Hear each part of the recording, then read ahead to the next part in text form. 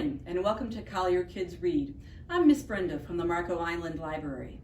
While the libraries are closed, some of your favorite children's librarians are going to be here Monday through Friday at 10 o'clock, telling you stories, crafts, and songs.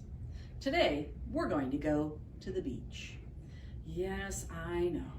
It's been a long time since any of us have been able to go to the beach, and I miss it. So today we're going to put our imaginations to work. Can you, everyone, close your eyes? Are your eyes closed? Close them. Imagine the sun on your face, how warm it is. You hear the waves lap on the sand, and you hear the seagulls call. You feel the sand on the bottoms of your feet. It's a little warm, isn't it? You got it all in your imagination? Are you ready? Boy, your imagination is great. I love it. I have my umbrella, my beach ball, my sand pail, my towel, and my chair. Don't forget the sunscreen and the hat. Are you ready for your beach stories? Let's get started. Our first book is Grandmother's Beach by Rosalind Birdshaw, published by Bloomsbury Books. Thank you, Bloomsbury, for allowing us to read this book. Emily and her mom are going to the beach. Hooray! Shouted Emily. Don't forget your sun hat, said Mom, smiling. As they packed the car, Mom's phone rang. Hello? All right, I'll come to the office, but I have to take Emily to her grandmother's first. But Grandma doesn't live at the seaside, Emily thought sadly. Emily's mom quickly drove to Grandma's house. Hello, Emily. What a lovely surprise, said Grandma. Hello, Grandma. I really wanted to go to the beach, said Emily quietly. Well, go and put your beach things on, and we'll see what we can do. Bye, Emily. I'll pick you up later, said Mom. While Emily was changing, Grandma got busy. Come on, Emily, everything's ready. And when Emily came outside, quick, bring your fishing net to the rock pool, Emily. I think I saw something. It's a fish, said Emily. Then Grandma had another idea. Come on, Emily, let's build a sand castle. But Grandma, there's no sand. We'll see about that, said Grandma. Watch out, Emily. The tide's coming in. But Grandma, there's no water. That's what you think, said Grandma. Splash! I'm soaked, Grandma. Let's sunbathe and dry off, laughed Grandma. Soon it was time for lunch. Fish and chips, said Grandma. Delicious, said Emily, all covered in ketchup. Now close your eyes, Emily. I've got a surprise for you, said Grandma. Yay! Giddy up, Grandma, said Emily. Look at you two, said Mom, as she came into the garden. I'm sorry we couldn't go to the beach today, Emily. Shall we go tomorrow? That's okay, Mom. I like Grandma's beach best, said Emily. The end. Okay, so everybody up. Now we all know the song, The Wheels on the Bus, right? Okay, so this is a song about the sea, and it goes like this. The waves in the sea go up and down, up and down, up and down. The waves in the sea go up and down all day long. The sharks in the ocean go snap, snap, snap, snap, snap, snap, snap, snap, snap. The sharks in the ocean go snap, snap, snap all day long. The fish in the sea go swish, swish, swish, Swish, swish, swish, swish, swish, swish. The fish in the sea go swish, swish, swish all day long. The boats in the ocean go toot, toot, toot, toot, toot, toot, toot, toot, toot. The boats in the ocean go toot, toot, toot all day long. Okay, are you ready for another story? Have a seat. Our next book is This a House for Hermit Crab? Written by Megan McDowell, illustrated by S.D. Schindler, published by Orchard Books. Thank you, Orchard, for allowing us to read this book.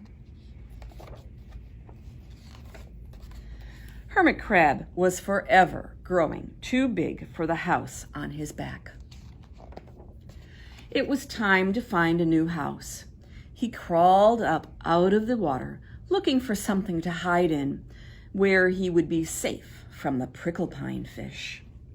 He stepped along the shore, by the sea, in the sand, going scritch, scratch, scritch, scratch, until he came to a rock. Is this a house for Hermit Crab? Turning himself around, Hermit Crab backed his hind legs beneath the rock. The rock would not budge. It was too heavy. So he stepped along the shore, by the sea, in the sand, going scritch, scratch, scritch, scratch, until he came to a rusty old tin can. Is this a house for Hermit Crab? When he tried to walk with the can on his back, it bumped and clunked. It was too noisy. So he stepped along the shore, by the sea, in the sand, going scritch, scratch, scritch, scratch, until he came to a piece of driftwood. Is this a house for Hermit Crab? Hermit Crab crawled deep inside the rounded hollow at one end. It was too dark. So he stepped along the shore, by the sea, in the sand, going scritch, scratch, scritch, scratch, until he came to a small plastic pail.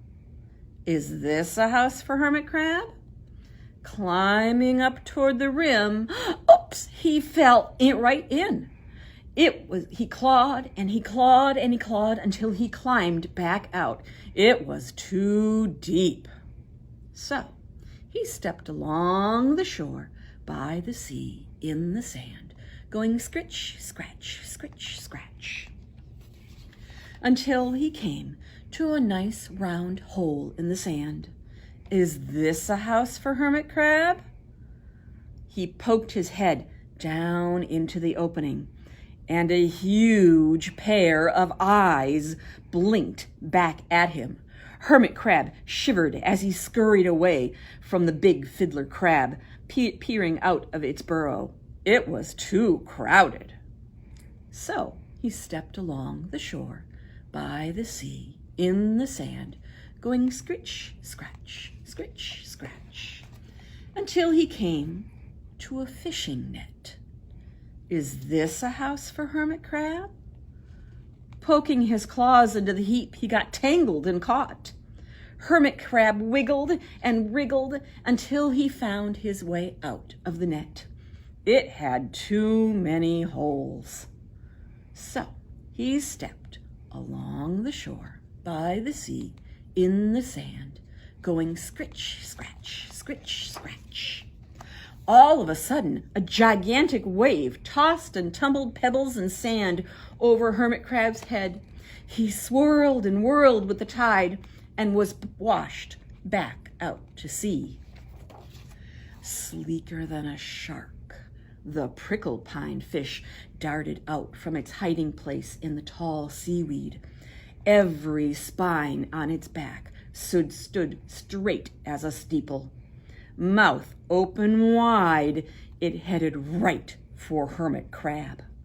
Hermit Crab raced across the ocean floor, going scritch, scritch, scritch, scritch, scritch, scritch. Scurrying behind the first creature he saw, it was a sea snail. He hoped it would hide him, but the shell was empty. The shell was empty! Hermit Crab scrambled inside, quick as a flash, and clamped his claw quick over the opening in the shell. The prickled pine fish circled the snail shell 3 times, but he could not catch sight of the hermit crab. He glided off in search of something else to eat. When all seemed still and quiet, Hermit Crab snuggled comfortably down into his new shell. It was not too heavy, too noisy, not too dark, and not too deep. It was not too crowded, and it did not have too many holes. At last, Hermit Crab had found a new home, and it fit just right. So today, to go along with our beach stories, I have a beach craft.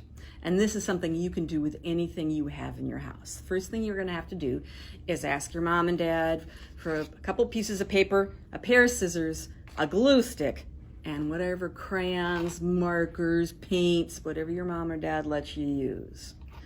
We're going to make fish. First, we have the great white shark. Doo-doo, doo-doo, doo-doo, doo-doo, doo-doo. And then, oh no, it's the fish. Ah! Okay, so first thing you do is take a piece of paper, fold it in half the long way, and then cut down the fold. Okay. Come on. So, this will be your fish. This we don't need except for the tail. So, you're going to take the piece of paper and cut a great big triangle out of it. We don't need that anymore. Now, you notice your fish, it needs a mouth. But we don't want to fold flat here because then your fish will be too skinny. So, you're going to take a pair of scissors and go like this and cut a great big little triangle out. So here you have your fish. Now, what you'll do now is draw anything you want. Take your crayons, your markers, your glitter and glue sticks, anything you have, and draw your pattern. But remember, your fish is going to have eyes, and your eyes will be right sort of above the mouth. Now, I don't have any crayons, and the only marker I could find was this one. So your fish is going to be a lot cooler than mine. Mine is sort of boring. So I'm coloring in my eyes because it would look silly with just circles for eyes. So color, color, color.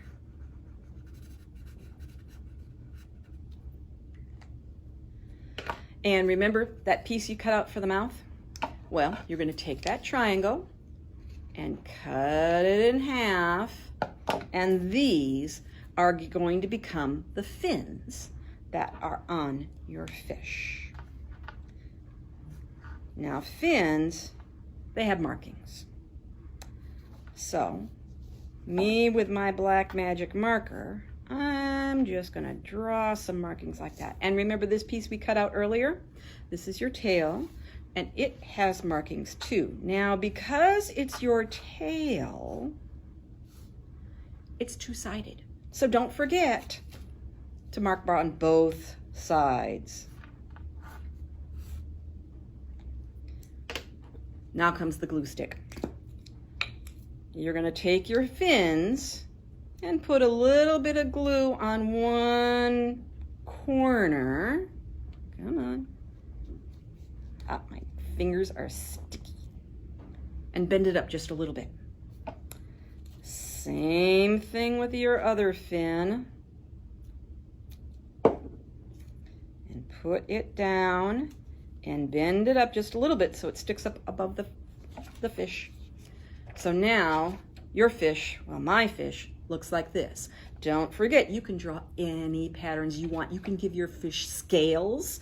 You can do like the shark and cut some dorsal fins to put on top. So now what you're going to do is you're going to take your glue stick and run it all up and down here. A good bit of glue. And take your fin, your tail, put it there, and then take the other side of your fish and glue it down, and your fish will look even more fancier than mine.